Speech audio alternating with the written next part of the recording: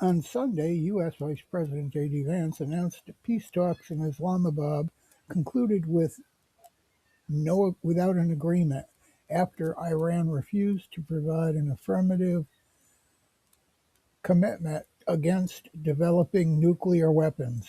More on this here. U.S. Vice President JD Vance left Pakistan on April 12, 2026, confirming that high-stakes peace talks with Iran ended without an agreement, despite international mediation and a fragile two-week ceasefire hanging in the balance. The negotiations, held at Islamabad's heavily secured Serena Hotel, were the first face-to-face talks since war broke out on February 28, 2026, following U.S. and Israeli airstrikes on Iran. Vance led the U.S. delegation alongside White House Middle East envoy Steve Witkoff and President Trump's son-in-law Jared Kushner. Iran's team was headed by Parliamentary Speaker Mohammad Baqer Qalibaf and Foreign Minister Abbas Araqchi.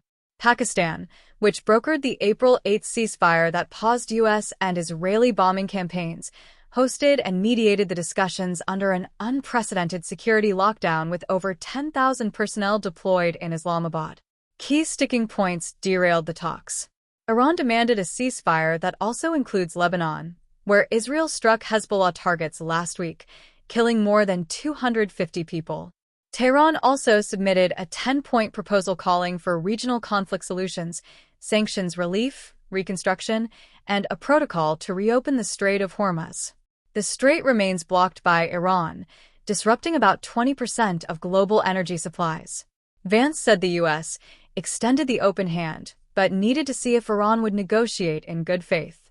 An Iranian foreign ministry spokesman called the session an atmosphere of mistrust and said gaps remained on several major issues.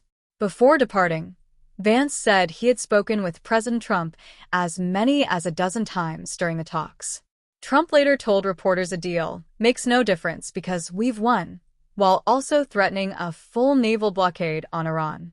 Pakistan's Foreign Minister Ishaq Dar called it imperative to maintain the two-week truce, but Israeli Minister Zeev Elkin warned, the Iranians are playing with fire.